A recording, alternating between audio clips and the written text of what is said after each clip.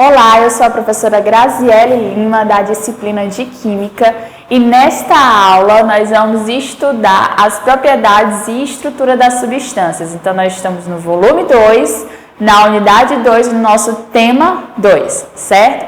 Que vai abordar justamente essas propriedades. Então, mas quais substâncias nós estamos falando, tá? Então, nós vimos que no tema 1 nós vimos ligações metálicas, iônicas e covalentes, tá? Então, as ligações metálicas são metal com metal e formam os metais, ok?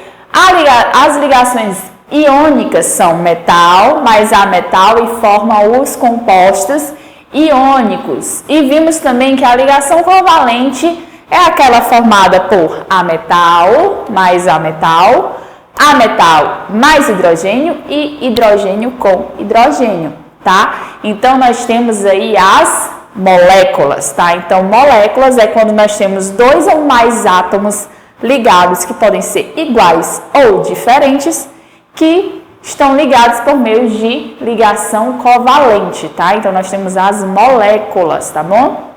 Então, metais, compostos iônicos e moléculas, cada um deles com suas respectivas ligações, tá?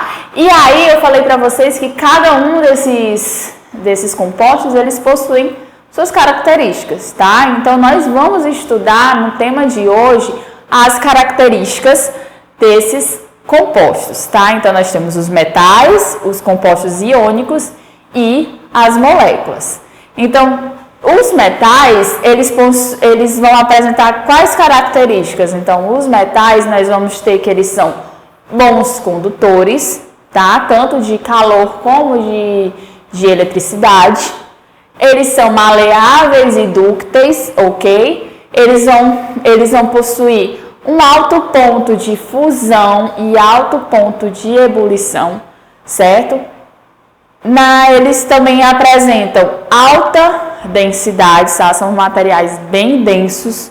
Então, os metais, eles também são resistentes à tração e eles também são sólidos nas condições de temperatura ambiente, ok? Então, vamos lá. Recapitulando, bons condutores, maleáveis e dúcteis, ou seja, são moldáveis e podem formar fios, possuem um elevado ponto de fusão e de ebulição, alta densidade, resistentes à tração e em temperatura ambiente eles são sólidos.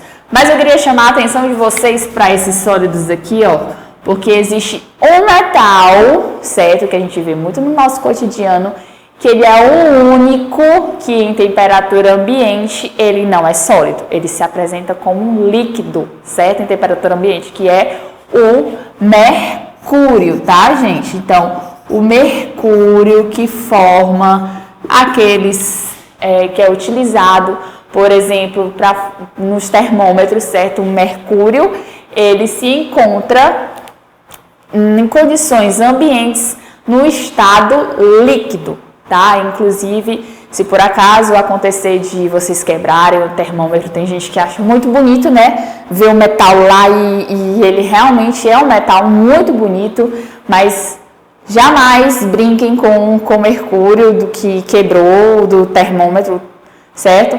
Porque ele é altamente tóxico, tá? Pode causar alergia, irritação na pele, então não façam isso, tá bom? Então, o mercúrio, ele é o único metal que em temperatura ambiente ele é líquido, tá bom? Então, essas são as características e propriedades dos metais. Para os compostos iônicos, quem são os compostos iônicos? São aqueles que são formados por ligações iônicas. Eles também apresentam umas características até que parecidas com os metais, tá? Dentre essas características que são parecidas, eles possuem altíssimo ponto de fusão e de ebulição, certo? Assim como os metais. Também são sólidos na temperatura ambiente e são diferentes dos metais aqui, eles são duros e quebradiços, ou seja, por exemplo, você pega uma pedra de sal, você não consegue moldar e nem fazer fios ou nada com a pedra. Assim que você aplica uma força, ela já se esfarela, ela já quebra, né? A gente já percebe que ele é uma matéria, são materiais bem quebradiços, tá? E aí, aqui, ó, eles conduzem corrente elétrica, mas eles só conduzem corrente elétrica quando? Quando eles estão fundidos, ou seja, estão no estado líquido ou dissolvidos em algum solvente, certo? Então, os compostos iônicos, eles conduzem eletricidade, sim, mas apenas, certo? Lembrem disso, apenas quando eles estão dissolvidos em algum solvente ou estão fundidos, ou seja, no seu estado líquido, certo? Não esqueçam disso. Ah, professora, então, quando eles estão no estado sólido, eles não conduzem eletricidade? Não. Quando eles estão no estado sólido, eles não conduzem eletricidade, certo? Apenas fundidos ou no estado líquido. E eles são solúveis em solventes polares, certo? Então, essas são as características dos compostos iônicos, tá? Mas, professora, e as características dos compostos que são formados por ligações covalentes, que são formados por moléculas? Então, esses esses compostos que são formados por ligações covalentes, eles já apresentam características bem mais diferentes dos metais e dos compostos iônicos, ok? Então, esses compostos covalentes, eles vão apresentar características que precisam ser estudadas, certo? Mais detalhadamente, tá bom? Então, essas características, elas não vão apenas depender se eles são, no caso, ametal mais ametal, como no caso dos metais e dos compostos iônicos, que está totalmente ligado a isso. Mas eles vão depender da estrutura, certo? E como esses átomos, eles estão ligados, tá bom? Então, lá no slide número 2, vocês podem ver que para saber como é que vai ser as características dessas moléculas, certo? Nós temos que saber quem são os átomos que estão formando essas moléculas, se eu tenho hidrogênio, se eu tenho carbono, oxigênio, nitrogênio, certo? Eu tenho que saber quais são esses átomos, eu tenho que saber como eles estão ligados, certo? Se o carbono está ligado com o oxigênio ou o carbono está ligado com o carbono, certo? E eu tenho que saber a estrutura, como eles estão organizados no espaço, certo? Para eu saber como é que vai ser essas propriedades. Ou seja, nós temos várias propriedades, nós vamos estudar as principais propriedades dessas moléculas que são formadas por ligações covalentes. Então, lá no slide 3, vocês vão ver que começa o slide com uma perguntinha muito peculiar, né? Por que o sal, ele se dissolve na água, mas ele não se dissolve no óleo? Por que uma substância se dissolve em algo, mas quando eu vou testar ela em outra, vou tentar dissolver ela em outra coisa, ela não funciona? Vocês conseguem imaginar o que é que pode fazer com que haja essa escolha, essa preferência de solubilidade? Então, para que uma substância ela consiga se dissolver na outra, é necessário que haja interação entre as partículas. Então, nem sempre, quando eu for tentar dissolver uma substância, ela vai interagir com aquele solvente. E se não houver essa interação com o solvente, ela não se dissolve de forma alguma. Então, só vai acontecer essa solubilização se tiver essa interação entre as partículas, certo? Então, vamos lá. A gente pegou aqui o exemplo de falar sobre a água e o óleo, tá? E aí, o que é que vem na mente assim de vocês sobre qual a diferença entre a água e o óleo? Então, nós vamos ter uma característica aqui muito importante para os materiais, para as substâncias covalentes, que fazem ligação covalente, as moléculas.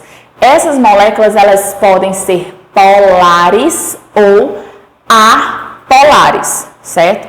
Ou seja, elas podem ser polar ou apolar, certo?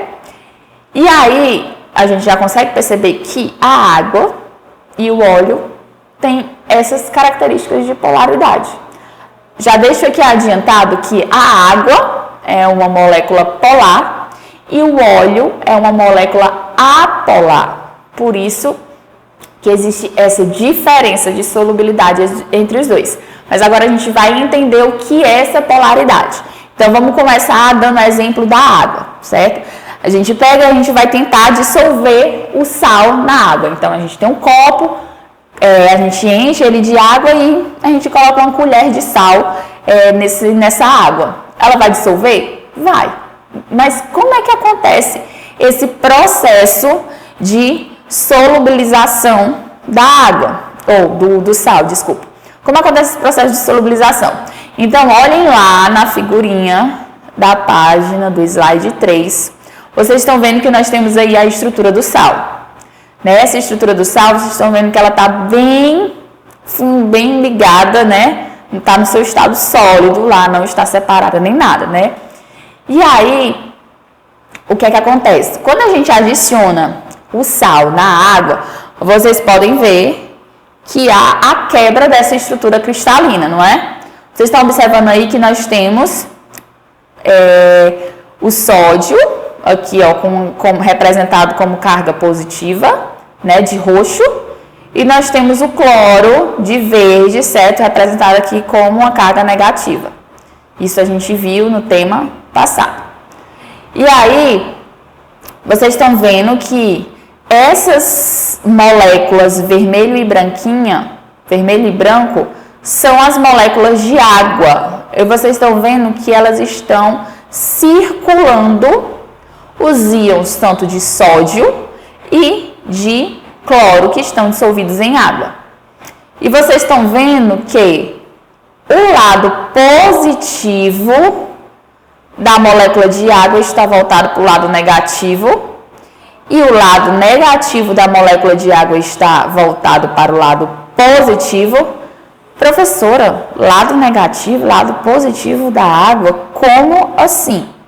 Então, lá no slide seguinte, no slide 4, vocês estão vendo aí a estrutura da água.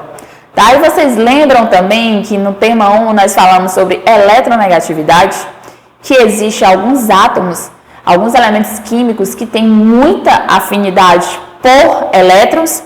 Aí vocês olham aí a estrutura da água. A água ela é formada por um átomo de oxigênio e 2 átomos de hidrogênio, H2O. Tá? E aí vocês estão vendo como é que ele está ligado. O oxigênio está ligado com 2 átomos de hidrogênio, fazendo ligação covalente. E aí vocês estão percebendo que existe uma carga parcial negativa sobre o oxigênio e uma carga parcial positiva sobre o hidrogênio. Isso acontece justamente pela eletronegatividade. O oxigênio ele gosta muito mais de elétrons do que o hidrogênio. Então vai ocorrer o que a gente chama de momento de polo, certo? Vai ocorrer uma carga negativa a mais sobre o oxigênio. É como se tivesse uma nuvem eletrônica, certo? A molécula existisse uma nuvem eletrônica ao redor dela e essa nuvem eletrônica ela está muito mais voltada para o lado do oxigênio do que para o lado do hidrogênio. E o que é que acontece? A molécula vai estar meio dividida em um lado mais negativo e o outro lado mais positivo. Então, lá no slide 3, a gente não falou sobre o lado positivo da molécula de água estar voltado para o lado negativo, que é o cloro, e o lado negativo da molécula de água está voltado para o lado positivo, que é o sódio, vocês estão vendo aí nessa representação? É justamente esse momento de polo formado pela eletronegatividade na molécula de água. E aí, esse momento de polo, essa diferença de cargas, né, uma carga parcial negativa e uma carga parcial positiva, faz com que a água seja uma molécula polar. Ah, então, professora, a polaridade de uma molécula ela está ligada com as cargas eletrostáticas que existem na molécula? Exatamente, certo? Então, na molécula de água, embora ela seja uma molécula neutra, Não, a carga elétrica ela não está dividida homogeneamente, certo? Na molécula de água. A carga negativa ela está mais voltada para o oxigênio do que está voltada para o hidrogênio. E aí, na figura do slide 3, nós vamos observar justamente isso. Essa preferência do lado negativo pelo sódio e essa preferência do lado positivo da água pelo cloro. E aí acontece um processo muito importante que é chamado de solvatação. Essa preferência que parte da água tem pelo sódio ou pelo cloro, é o que a gente chama de solvatação. Então, o que é que acontece? A água, ela engloba, certo? Os íons sódio e os íons cloro. E cada atração, né, o positivo se atrai pelo negativo, o negativo se atrai pelo positivo, você vai ter essa solvatação dos íons, tá? Não esqueça essa palavra, tá? Solvatação. É quando as moléculas do solvente, que no caso aqui nós estamos falando da água, as moléculas da água, elas vão circular, envolver esses íons que foram dissolvidos na água, tá? É o processo de solvatação. E é assim que acontece a dissolução do sal na água. Aí quando a gente vai pensar, a gente vai pensar no óleo. No caso do óleo, não existe essa diferença de polaridade, essa diferença de momento de polo, um lado da molécula mais negativo e outro mais positivo, não. As cargas parciais, elas estão distribuídas homogeneamente em toda a molécula do óleo. E aí faz com que ela seja uma molécula apolar, certo? Então, a água é uma molécula polar e o óleo é uma molécula apolar, ok? Mas, professora, se a água ela consegue dissolver o cloreto de sódio, então quer dizer que o cloreto de sódio é uma molécula polar também? Exatamente. O sódio e o cloro, né, que formam o cloreto de sódio, eles são um composto iônico, e os compostos iônicos, eles são compostos polares, tá? Porque eles são formados por íons, e já que eles são formados por íons, nós vamos ter cargas negativas e cargas positivas. Então, nós vamos ter um momento de polo nesses compostos. Então, eles são compostos polares, tá bom? E aí a gente pegou outro exemplo aqui. Por exemplo, o exemplo do gás carbônico, que é formado por CO2, tá? Professora, CO2, a senhora falou que o oxigênio gosta muito de elétrons, né? Isso, eu falei que o oxigênio, eles gostam de elétrons, ou seja, eles são bem eletronegativos. Uma observação para vocês. Os 3 elementos mais eletronegativos da tabela periódica é o que se usa como regra o FON, F-O-N. Flúor, oxigênio e nitrogênio. O flúor é o mais eletronegativo, depois vem o oxigênio, depois vem o nitrogênio, certo? São os 3 elementos mais eletronegativos na nossa tabela periódica, ou seja, são os que mais gostam de elétrons. Então, se a gente colocar aqui como exemplo o CO2, certo? O gás carbônico, nós vamos ter o oxigênio atraindo os elétrons das ligações para ele, certo? Então, vai gerar uma carga negativa em cima dos oxigênios e o carbono ficando com a carga mais positiva. Mas preste atenção aí, ó. Se vocês olharem aí na figura do slide 5, vocês vão ver como a molécula ela está desenhada, certo? Então, nós temos o oxigênio fazendo uma ligação dupla com o carbono e outra ligação dupla com o outro oxigênio, certo? Aí vocês estão vendo aí essas 2 setas, tá? Essas 2 setas é o que a gente chama de vetor, tá bom? Então, nós temos um vetor de carga negativa para a direita e um vetor de carga negativa para a esquerda. Vocês concordam comigo que oxigênio é igual a oxigênio, né? E nós só temos o carbono no meio. Vocês concordam que a mesma força que é aplicada para a direita é igual à mesma força que é aplicada para a esquerda?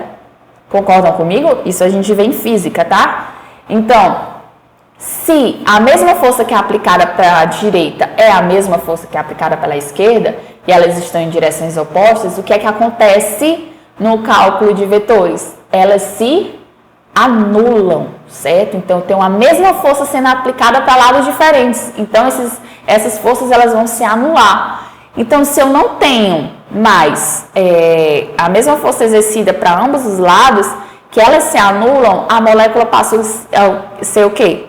Apolar, certo? Então, mesmo que ela tenha sido formada aqui por dois elementos químicos diferentes, né, que conferem uma diferença de eletronegatividade para eles, só por essa estrutura linear aqui da molécula, faz com que ela seja apolar, certo? Mesmo o oxigênio sendo muito mais eletronegativo que o carbono. Então, vocês têm que ficarem atentos ao quê? Para a gente saber polaridade de uma molécula, a gente não tem que saber apenas quais são os átomos que formam essas moléculas, não. Nós precisamos saber como é que eles estão arranjados no espaço, tá? Isso a gente aprende treinando, tá? Aquele esquema da aula de tema 1 dessa unidade, que a gente fez as ligações covalentes, a gente só aprende como elas estão organizadas no espaço se a gente treinar. Então, vocês precisam treinar, certo, nos exercícios desse capítulo, tá bom? Como se faz essas ligações. Então, é muito importante vocês se aterem a isso. Não apenas saber que são formados por átomos, quais são os átomos que formam as moléculas, mas saber também como elas estão arranjadas, tá bom? Então, aí a gente tem algumas dicas rápidas, né, para a gente saber se uma molécula é polar ou não polar, certo? Então, a primeira dica que nós temos aí é que toda substância simples é uma molécula apolar. Professora, substância simples, o que é uma substância simples? Substância simples é aquela que é formada apenas por um tipo de elemento, por um mesmo elemento químico, certo? Então, se eu tiver, por exemplo, gás oxigênio, O2, tá? Eu não vou ter diferença de eletronegatividade entre os dois. Por quê? Porque eles são o mesmo átomo, do mesmo elemento. Da mesma forma, nós temos aí para o nitrogênio, né? O gás nitrogênio, N2. Tá? Eu tenho dois átomos iguais, então eu não vou ter diferença de eletronegatividade, eu não vou ter uma diferença de uma distribuição de carga parcial positiva e negativa entre os dois. Então, nesse caso aí, eles vão ter a mesma eletronegatividade, porque eles são do mesmo elemento. Então, nós vamos ter que toda substância simples molecular ela é uma molécula apolar, tá? Então, guardem aí na memória de vocês. Primeira dica, se houver uma substância simples, que ela é formada pelo mesmo elemento químico, não vai existir diferença de eletronegatividade. Então, você já marca que é uma molécula apolar, tá? Todo composto, a outra dica, todo composto que ele é diatômico, di vem de 2, atômico, 2 átomos. Então, toda molécula que é diatômica, formada por 2 átomos diferentes, certo? 2 átomos diferentes, vai existir uma diferença de eletronegatividade, porque são 2 coisas diferentes, né? Se eles não têm as mesmas propriedades, no caso, então vai existir essa diferença de eletronegatividade. Então, sempre vão ser moléculas polares, tá? Então, por exemplo, nós temos HCl, que está representado aí, ó. O átomo de cloro, ele é muito mais eletronegativo do que o hidrogênio. Então, vocês estão vendo que tem uma carga parcial negativa voltada para o cloro e uma carga parcial positiva voltada para o hidrogênio. Então, vai existir aí uma diferença de eletronegatividade que vai fazer com que essa molécula seja polar, seja uma molécula polarizada, tá? Então, outro exemplo é HBr, HI, ou seja, ácido bromídrico, ácido iodídrico, certo? Eles são compostos diatômicos, formados por 2 elementos químicos diferentes, hidrogênio e boro, hidrogênio e iodo, e aí existe uma diferença de eletronegatividade entre esses dois, certo?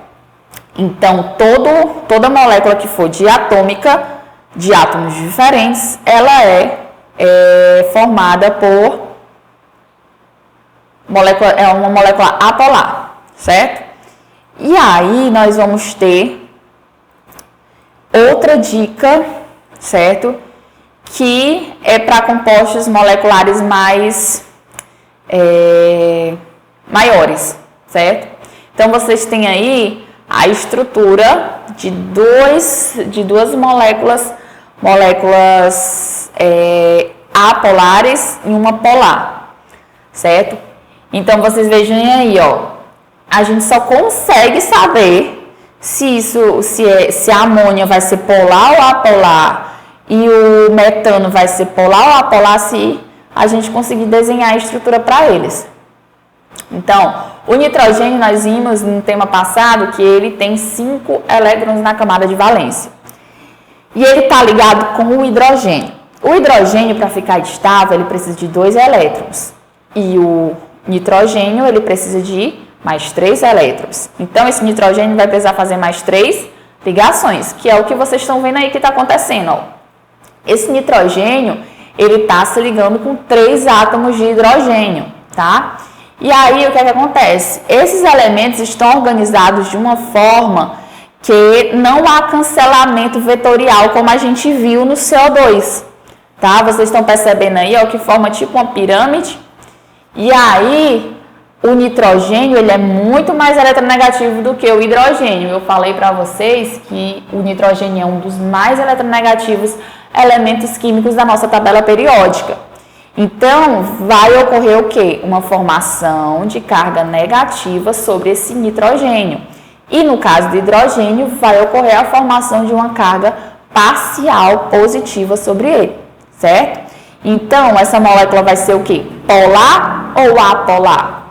Então, a amônia, tá? O nome dessa molécula é amônia, tá bom?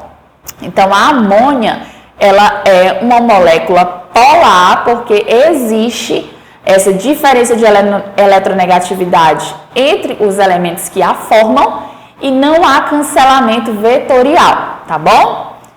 Já, prestem atenção, essa estrutura aí do gás metano CH4, vocês estão vendo o carbono bem no meio, ligado com 4 átomos de hidrogênio. O carbono, ele possui 4 elétrons na camada de valência. Segundo a regra do octeto, ele vai precisar de quantos elétrons para poder se estabilizar? Ele vai precisar de mais 4 elétrons para poder ficar estável, tá bom? Se ele vai precisar de mais 4 elétrons, ele vai precisar fazer quantas ligações? 4 ligações. E aí é justamente o que acontece. O carbono, ele está se ligando com 4 átomos de hidrogênio. Mas vocês estão vendo como é que esses hidrogênios estão organizados no espaço? Vocês estão vendo que tem 3 hidrogênios na base da pirâmide e um hidrogênio na parte de cima. Então, quando a gente vai fazer o cálculo vetorial dessa estrutura, que está formando um tetraedro no caso, eles vão se cancelar, tá bom? Então, a força que está agindo para cima e para os lados e para baixo é a mesma, certo? É a mesma força, só que em direções opostas. Então, eles acabam se cancelando, tá bom?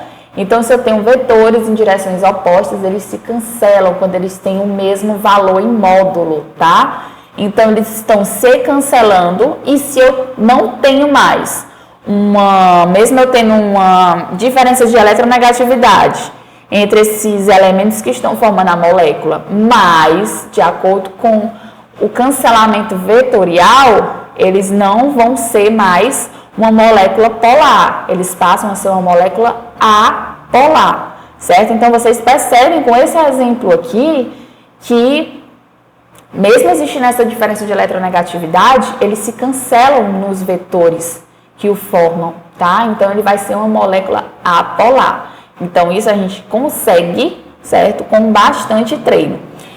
Então, façam as atividades, né? Como eu falei para vocês, façam as atividades da apostila de vocês e tentem fazer a fórmula estrutural, certo? A anotação de Lewis e a fórmula estrutural para cada um das moléculas que vocês veem nesse tema, tá bom?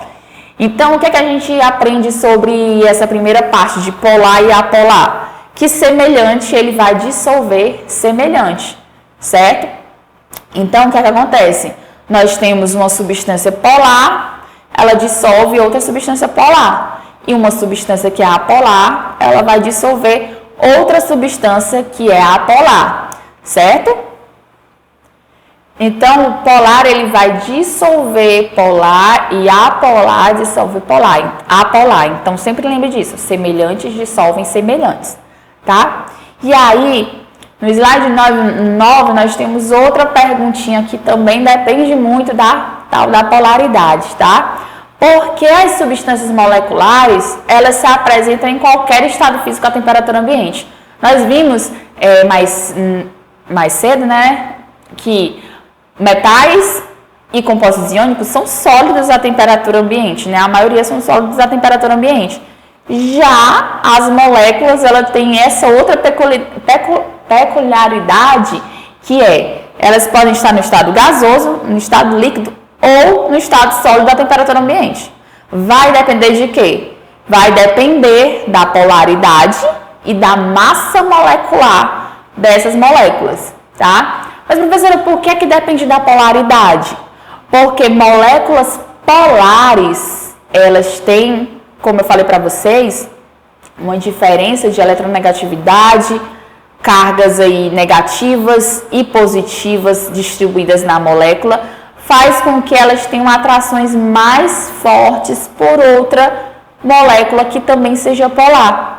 Ou seja, nós já vamos ter atrações eletrostáticas, tá? Que elas são muito mais fortes do que moléculas que não têm essa diferença de carga, tá? Então, lembre-se, moléculas polares, elas têm mais atração entre si do que moléculas apolares, tá bom?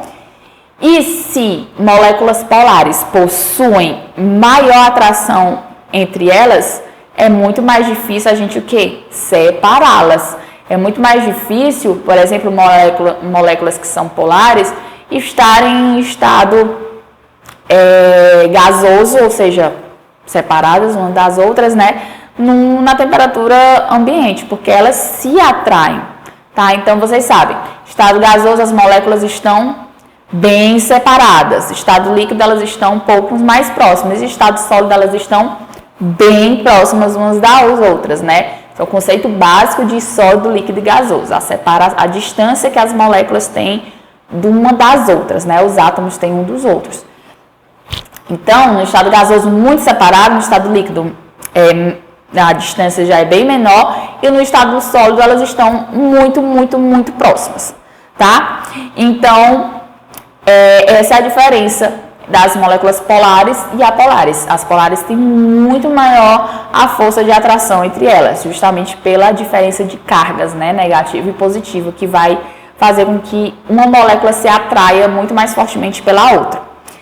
E por que eu falei também de massa molecular? Porque moléculas de grande massa molecular, elas têm maiores pontos de contato.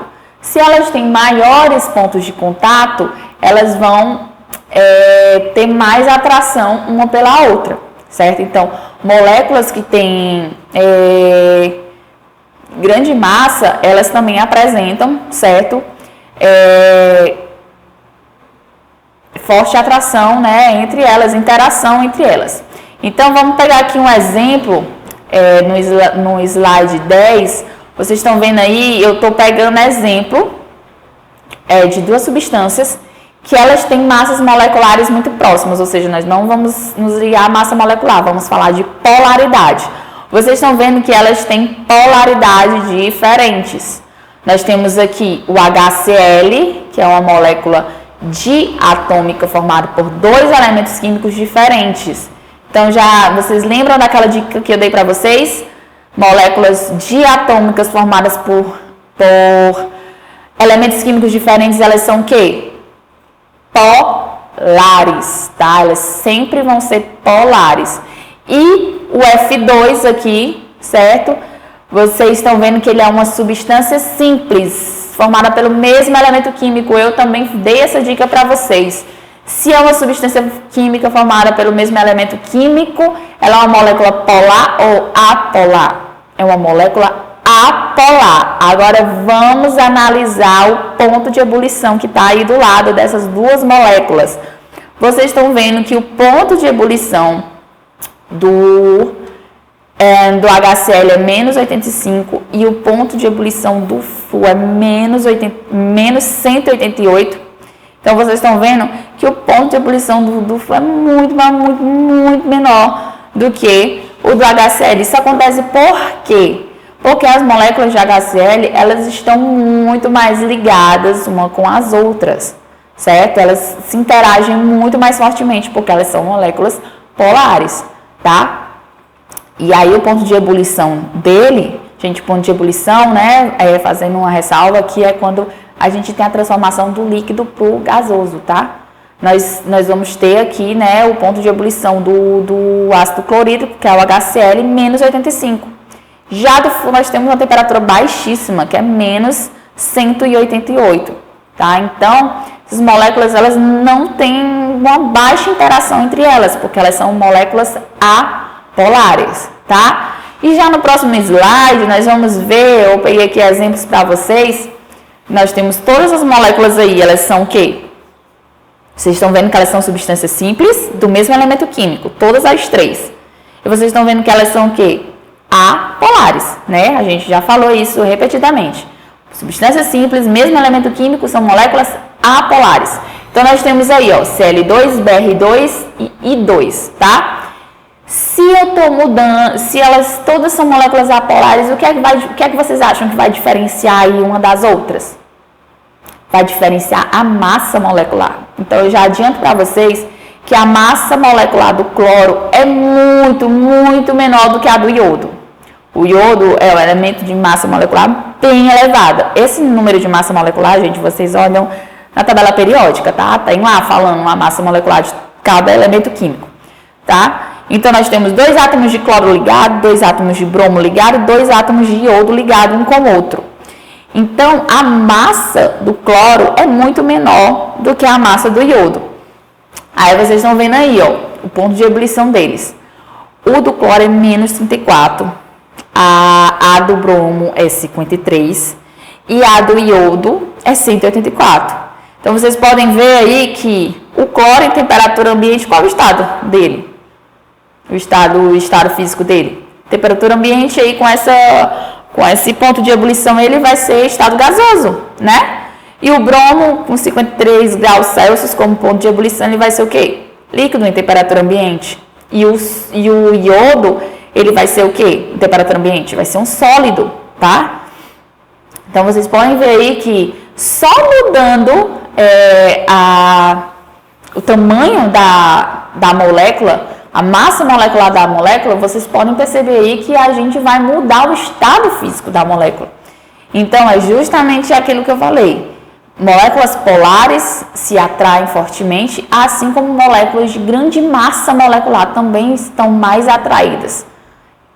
Tem maior interação uma com a outra, tá?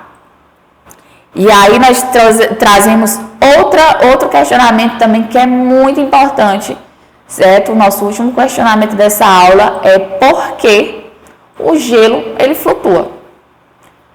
Vocês sabem por que o gelo flutua na água? Então, a gente já viu aqui que a molécula de água é uma molécula o quê? Polar ou apolar? Nós já vimos que a molécula de água é uma molécula polar, certo? E a molécula de água, ela também tem uma característica muito importante, que ela é formada por oxigênio e hidrogênio. E eu queria trazer para vocês que o hidrogênio, toda vez que ele se liga com um átomo muito eletronegativo, que eu já falei para vocês que eram 3, flúor, oxigênio e nitrogênio, são os 3 átomos mais eletronegativos. Quando ele se liga com um desses 3 átomos, o hidrogênio, forma uma ligação que a gente chama de ligação de hidrogênio, que é quando o hidrogênio está ligado com o nitrogênio, oxigênio e o flúor. Que no caso é o que nós vemos aqui na molécula de água. O hidrogênio está ligado com o oxigênio. E aí, se vocês verem, observarem aí, nessa imagem da figura número 12, nós temos que essas ligações em linha contínua é a ligação covalente entre o hidrogênio e o oxigênio. Mas vocês estão vendo essas linhas pontilhadas? É o que a gente chama de ligação de hidrogênio, tá? Então, vocês estão vendo que essa ligação de hidrogênio entre oxigênio e hidrogênio também, tá?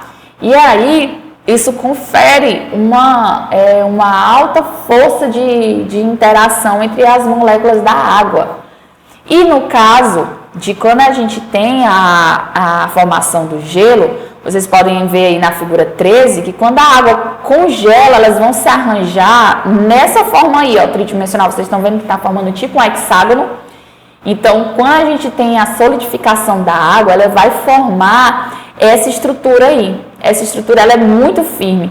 E vocês estão vendo que há vários espaços vagos, né, nessa estrutura do gelo. Então, é por isso que o gelo é menos denso do que a água líquida, tá? Porque tem essa formação desses espaços, certo? Ela ocupa um volume maior e aí faz com que a densidade do gelo seja, como tem escrito aqui, ó, 0,92 e a densidade da água 0,99. Isso faz com que o gelo ele flutue e justamente por conta dessas ligações de hidrogênio que existe entre as moléculas de água, certo? E aí eu trago para vocês outras forças intermoleculares, né, que eu falei agora da ligação de hidrogênio, que são muito importantes, que existem nas moléculas polares e apolares. Então, vocês podem ver aí no nosso gráfico da página 14, nós temos aqui um mapa mental, certo? Que fala sobre polaridade. Vocês estão vendo aí apolar dissolve apolar, polar dissolve polar, que é justamente sobre a solubilidade. Aí nós temos que moléculas diatômicas, né, por mesmo elemento, nós temos apolar e elementos diferentes nós temos polar. E aí, quando a gente está falando de mais de 2 átomos, nós temos quando o átomo central é o carbono aqui, né, ligado ao hidrogênio ao cancelamento vetorial. E aqui nós vemos que não há o cancelamento vetorial no caso da amônia, né, fazendo com que ela seja uma molécula polar. E aí embaixo, intimamente ligada à polaridade, nós temos as forças intermoleculares. Então, toda vez que eu tiver uma molécula apolar interagindo com outra molécula apolar, nós temos um dipolo induzido. Toda vez que eu tiver compostos polares, nós temos dipolo-dipolo. E aí eu trago para vocês novamente a ligação de hidrogênio, que é quando eu tenho o hidrogênio ligado com flúor, oxigênio ou nitrogênio, que também são compostos polares. Tá? Então, nós vamos ter características específicas. Olha, moléculas apolares, elas têm interações mais fracas, ou seja, tem um ponto de ebulição mais baixo. Moléculas polares, elas têm uma interação intermediária, então elas têm pontos de ebulição intermediário. E no caso de ligações de hidrogênio, elas são ligações bem mais fortes, então possuem pontos de ebulição bem mais altos. Tá? Então, vale a pena vocês ficarem com esse mapa mental aqui na cabeça de vocês, para sempre vocês, quando tiverem alguma dúvida relacionada à polaridade e for ser intermolecular, diferença de ponto de ebulição, essas coisas vocês lembrarem disso daqui, tá bom? Então, essa é a nossa aula deste tema, tá? Façam os exercícios para vocês treinarem a estrutura das ligações covalentes. Até a próxima!